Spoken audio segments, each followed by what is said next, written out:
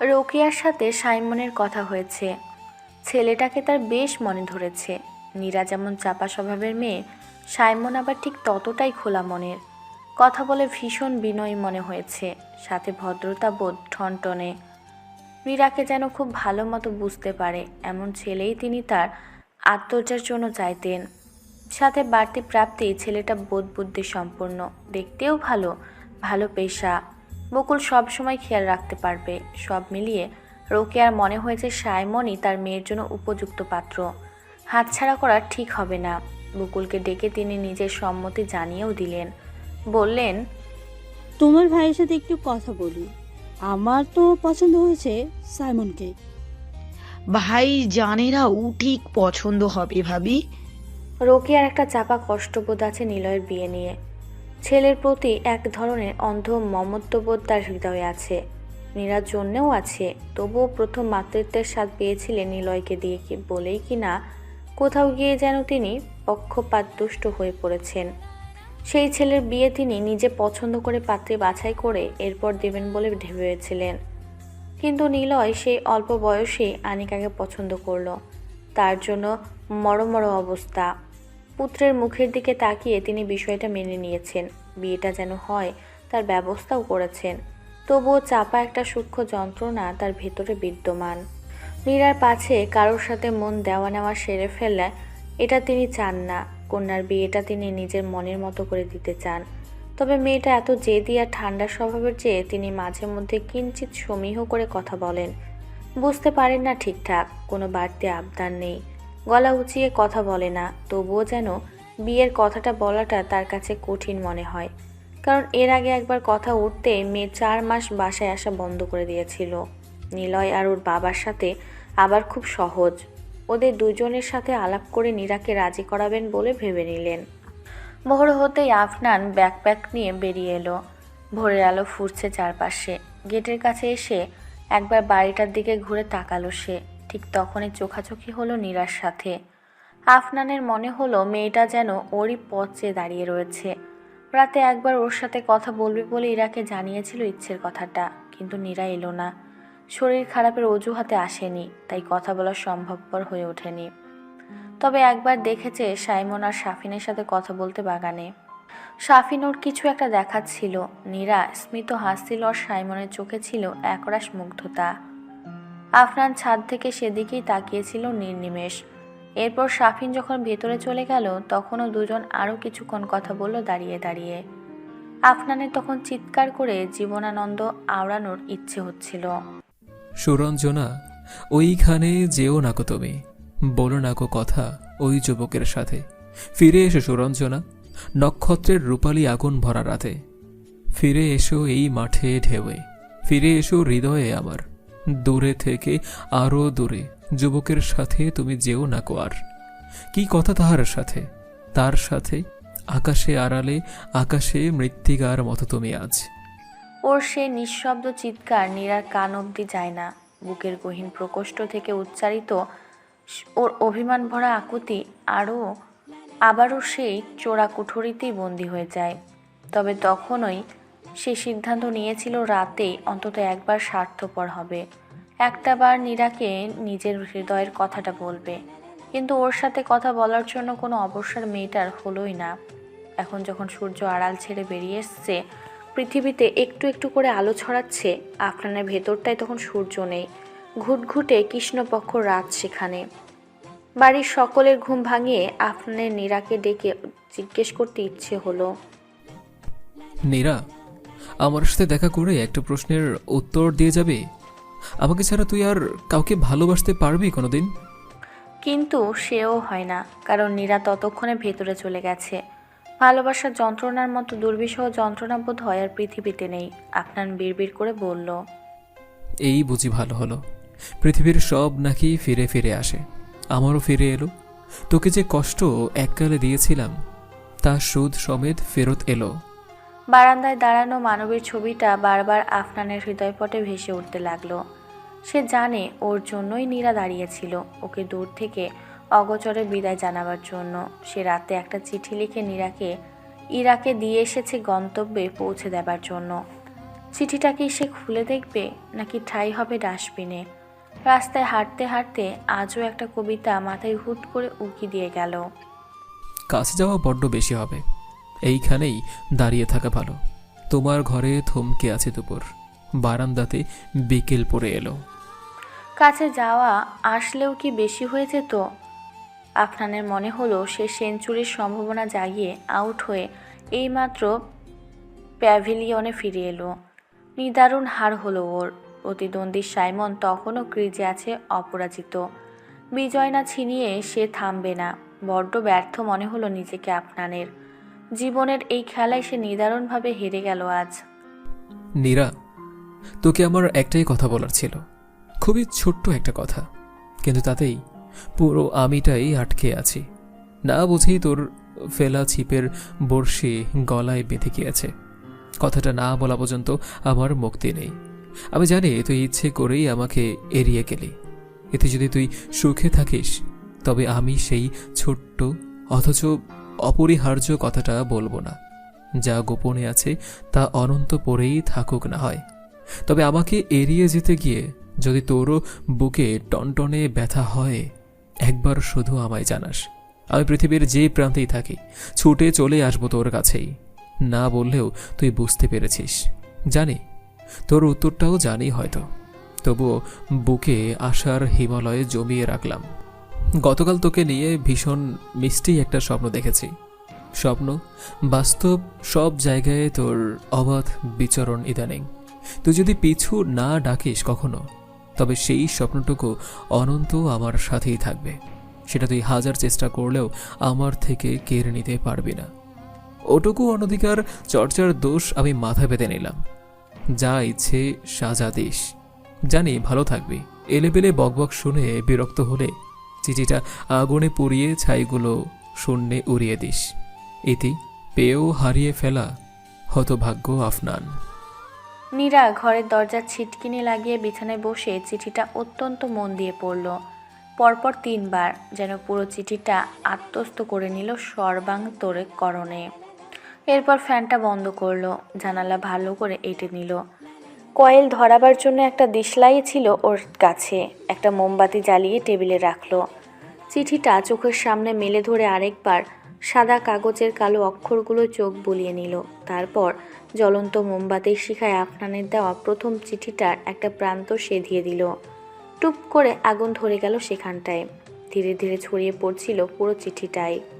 নীরার হৃদয়ে ছাই চাপা অগ্নিকুণ্ড যেন লেলিহান দাবানল হয়ে আফনানকে জ্বালিয়ে পুড়িয়ে নিশ্চিহ্ন করে দিচ্ছিল। কেমন পৈশাচিক এক আনন্দ হচ্ছিল নীরার, কেমন বিষাদ মোড়ানো সুখ ওকে তৃপ্তি দিচ্ছিল। জ্বলন্ত চোখে সে তাড়িয়ে তাড়িয়ে উপভোগ করছিল সেই সুখ। ভেবেছিল এবার ওর প্রতিশোধ চরিতার্থ হলো, ষোলকলা পূর্ণ হলো বুঝি। কিন্তু ভালোবাসার ঘৃণার প্রতিশোধ যেন একটা শাখের করাত। ওই প্রান্তে পুড়িয়ে যে সুখ, তাতে এই প্রান্তও যে জ্বলে খাক হয়ে যায় তা নীরার জানাই ছিল না আজকের আগে। যে মুহূর্তে চিঠিটা ভস্মীভূত হলো সেই মুহূর্তে ছাইগুলোকে মনে হচ্ছিল নিজের ভালোবাসাকে আপন হাতে দাহ করলো সে। আচমকা বুক জুড়ে নীল নীল ব্যথার টনটনে এক অনুভূতি ওকে গ্রাস করলো। ছাই উড়িয়ে দিতে পারল না। ডুকরে কেঁদে উঠল নীরা। তবে সে পিছু ডাকবে না, কিছুতেই না, কখনোই না। ওর মানসপটে হানা দিল দুঃস্বপ্নের শুরুর দিনটা, যখন ওর মনে জোয়ার তুলেছিল আফনান, যার জন্য বোকার মতো ভেসে যেতে চেয়েছিল নীরা। নিলয়ের বন্ধুদের যখন এই বাড়িতে আনাগোনা শুরু হয়, তখন আদ্যপ্রান্ত এক কিশোরী মেয়ে নীরা।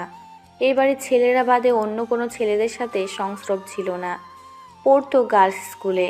ওই বয়সের স্বভাবতই নীরার বন্ধুদের মধ্যে প্রেম নিয়ে নানা রকম ফ্যান্টাসির জন্ম হচ্ছিল। কয়েকজন তো বয়েজ স্কুলের ছেলেদের সাথে চুটিয়ে প্রেমও করছিল।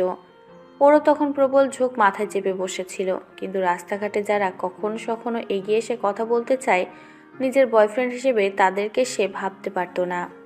সেবার নাইমের প্রথম সাময়িক পরীক্ষার পর কিছুদিন বন্ধ ছিল স্কুল। ওদের দোতলার বারান্দা থেকে বাইরের ঘটে স্পষ্ট দেখা যেত। ছাদ থেকে পুরোপুরি দৃষ্টিসীমায় পুকুর পাড়। 4-5 জন অপরিচিত মানুষ আসতো নিলয়ের সাথে, ইচ্ছে মতো শিকারে যেত। রাতে বাড়ির ওই ঘরটায় ছোট্ট খোলা ছাদে তুমুল আড্ডা চলতো। গিটার বাজিয়ে সমবেত স্বরে গান হতো। ঝালমুড়ি ছিল সেই আড্ডার অনুষঙ্গ। তখনই নীরার আটকে ছিল একটা ছেলেকে দেখে। হালকা নীল আর খয়েরি রঙে দুটো শার্ট পরতো সবসময়, কিছুটা কুচকানো থাকায় ইস্ত্রি না করার কারণে। তবুও নীরার মনে হতো এই রঙটা বোধহয় সেই ছেলেটার জন্যই তৈরি হয়েছিল। পুকুর পাড়ে আড্ডাতেই কেবল ছেলেটা খানিকটা নিষ্প্রভ ছিল, এক মনে ছিপ ফেলে অপেক্ষা করত। সৌম্য চেহারায় কি যেন একটা চৌম্বকীয় শক্তি ছিল, যা প্রবলভাবে আকৃষ্ট করত ওকে। নিলয়ের কাছ থেকে জেনেছিল ছেলেটার নাম আফনান। নীরার বাবা সব সময় বলতেন, আমি জানি আমার ছেলেমেয়েরা ভুল করবে না, এতটুকু বিশ্বাস আমার তাদের প্রতি আছে। তাই তেমন বিধিনিষেধ ছিল না কোনো কিছুতে। নিলয়ের সাথে গিয়ে সে পরিচিত হয়ে এসেছিল তার বন্ধু দলের সঙ্গে। ওরাও প্রত্যেকে ভীষণ বন্ধুসুলভ ছিল যে নীরাও খুব সহজেই ওদের বন্ধু হয়ে গিয়েছিল। পরের বার 9-এর বার্ষিক পরীক্ষার পরে যখন তারা আবার এসেছিল, নীরা আফনানকে চেপে ধরে সে বড়শি দিয়ে মাছ ধরতে শিখবে। প্রথমে গাইগুই করলেও পরে স্বাচ্ছন্দ্যে রাজি হয়ে যায়। প্রথম দিকে সে কেবল আফনানকেই দেখত। ঘামে ভেজা মুখটা যত্ন করে ওড়না দিয়ে মুছে দেবার লোভ হতো ভীষণ। মনে হতো তারপর আফনান প্রশ্রয় সুরে হয়তো বলবে, এটা কি হলো? নীরা ভুবনমোহিনী হেসে বলতো, তুমি আমাকে মাছ ধরা শেখাচ্ছ, এটা তার পারিশ্রমিক। এত কষ্টের এই যৎ সামান্য পারিশ্রমিক? বারে আমার ভালোবাসাটা বুঝি ঠুনকো। অভিমানী গলায় বলে দূরে গিয়ে বসে থাকবে, আর আফনান তখন ওর অভিমান ভাঙাবে। কিন্তু কিছুই বলা হয় না। আফনানের ঘরমাক্ত মুখ দক্ষিণা বাতাসে শুকিয়ে যায়, পাছে ধরা পড়ে যায়। সেই ভয় নিজেকে গুটিয়ে নিতে চায় নীরা। ওর মনে এরকম নানা দৃশ্যপটে জল্পনার আঁকিবুকি চলতে থাকে। বেলা শেষে খেলা ভাঙার মতো নিলয়ের বন্ধুরা যার যার নিজস্ব গন্তব্যে ফিরে যায়। নীরার জন্য তখন সময়টা অসহনীয় প্রতীক্ষার। এমনিতেই যখন হুটহাট তার আসতো, তখন ওর সাথে কারো দেখা হতো না। সে আবারও 6-7 মাস পর নতুন করে নতুন আয়োজনে তারা হাজির হতো। নিলয় ঢাকা ইউনিভার্সিটিতে চান্স পেল, আফনানও। তখন নীরার সামনে এসএসসি পরীক্ষা নিয়ে ভীষণ ব্যস্ততা। তবুও সে আফনানের সাথে কথা বলতে গেল। নিলয় যেমন কাঙ্ক্ষিত জায়গায় চান্স পেয়ে ভীষণ উচ্ছ্বসিত, তেমনটা যেন আফনানের মধ্যে তখন ছিল না একেবারেই। অন্যবারের চেয়ে ভীষণ মৃন্ময় মান মনে হচ্ছিল। কি হলো মানুষটার? কয়েকবার প্রশ্ন করে উত্তর মিলল না। পরে নিলয়ের কাছে শুনল আফনানের মায়ের কি যেন অসুখ করেছে, চিকিৎসা ব্যয়বহুল। ওদের পারিবারিক অবস্থার কথা শুনে সেদিন ছেলেটার জন্য এত কষ্ট হয়েছিল যে সেদিন পড়তে বসে অনেকক্ষণ কেঁদেছিল নীরা। মইদুল পর্যন্ত এসে জিজ্ঞেস করেছিলেন, কি হয়েছে তোর মা? কেউ বকেছে? কেউ কিছু বলেছে? নীরা তবুও আকুল হয়ে বইয়ের মধ্যে মাথা গুজে কেঁদেছে। বাবাকে বলেছে, কিছু হয়নি বাবা, আমার খুব কান্না পাচ্ছে, কেন জানি না। মইদুল সেদিন বেশ কিছুক্ষণ মেয়ের পাশের চেয়ারে বসে মাথায় হাত বুলিয়ে দিয়েছিলেন। নীরা কিছু করতে ইচ্ছে করেছিল আফনানের জন্য। নামাজে দোয়া করেছে তার মায়ের সুস্থতার জন্য। হাস্যোজ্জ্বল ছেলেটার মুখ অমর ম্লান হলো বলেই বুঝি ভালোবাসা হু হু করে বাড়ল। নীরা সেই কৌশলকে বিদায়ের দ্বার প্রান্তে দাঁড়িয়ে গভীরভাবে উপলব্ধি করল। ওই হাসি মুখ সে সারা জীবন দেখতে চায়। ঘুম ভেঙে প্রতিনিয়ত ওই সৌম্য মুখটা চোখের সামনে চায়। নীরার গত জন্মদিনে ছোট চাচা একটা সোনার চেন উপহার দিয়েছিলেন। সেটা খুলে নিয়ে এসে গিয়েছিল হাসপাতালে, কিন্তু ততক্ষণে নিলয় বাবাকে বলে টাকার বন্দোবস্ত করে দিয়েছিল। তখনই যেন নীরা ভীষণভাবে চাইল আফনানকে। নিলয়ের বন্ধুদের নতুন নতুন প্রেমের গল্প শুনে মনে হলো আফনান নিশ্চয়ই ওর জন্য অপেক্ষা করে বসে থাকবে না।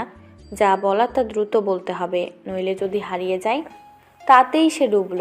সেই দিনের কথাটা নীরা আজও আর মনে করতে চাইল না। তবুও মন তো প্রবোধ মানে না। চিঠির ছাই ওর হাতে লেগে আছে এখনো। থাকুক, আফনানুকে বয়স নিয়েই জ্ঞান বিতরণ করেছিল। নীরার বয়স হয়তো বেড়েছে, কিন্তু বয়সের ব্যবধান তো মেটেনি। যখন সে নিজের সর্বস্ব দিয়ে আফনানকে চেয়েছিল তখন সে আসেনি। এখন চাইলেই ওকে ধরে ফেলা যাবে, এটা যদি ভেবে থাকে তবে সে ভুল। নীরা মোটেও সহজলভ্য কিছু নয়। মা ফোন করেছিল, আমাকে যেতে বলছে একেবারে। ওষুধ খেয়ে বিতৃষ্ণ কল মুখে বলল শায়লা, তবে মুখে হাসি। তুমি কি বলো? শায়লার কথায় রবিন প্রশ্ন করল, মা বলল মেয়েদের প্রথমবার প্রেগনেন্সির সময় মায়ের কাছে থাকতে হয়। সেটা তো যত্নের জন্য। এখানেই তোমার যত্ন হচ্ছে না ঠিকঠাক? হচ্ছে, কিন্তু তুমি তোমার কাজকর্ম ব্যবসা ফেলে সারাদিন বাসায় বসে থাকো, আমার খারাপ লাগে। রবিনের ব্যবসায় বড়সড় একটা ঝামেলা চলছে, এটাই অবস্থায় স্ত্রীকে বলে চিন্তায় ফেলতে চায় না, তাই সে বলল। কেন? আমি পাশে থাকলে তোমার ভালো লাগে না, চাও না? গর্বিত একটা ভঙ্গি শাইলার মুখাবে ফুটে উঠল। নিজের সৌভাগ্যকেও মাঝে মধ্যে ঈর্ষা হয়। আমি কি করে তোমায় পেলাম বলো তো? তাহলে? আমিও তোমাকে নিয়ে অনেক ভাবি, বুঝলে, তোমার জন্যই। আফনানের কি খবর বলো তো? প্রসঙ্গ পরিবর্তন করে শ্যালকের কথা জিজ্ঞেস করলো রবিন। নিজের স্ত্রীকে তো চেনে সে, নইলে দেখা যাবে আবেগপ্রবণ হয়ে কান্নাকাটি করতে শুরু করবে। শায়লা সহসা মনে পড়েছে এমনভাবে বলল। ওর কথা আর বলো না, আমি ভীষণ রাগ করেছি এবার। সে এসে আমাকে দেখে গেল, এরপর বন্ধুর বিয়েতে গেছে। মা বলল আজ নাকি ফিরবে। রবিনের 3টা শোরুম আছে স্থানীয় শপিং কমপ্লেক্সে। বছর 2 হয় এই এলাকায় এসেছে ওরা।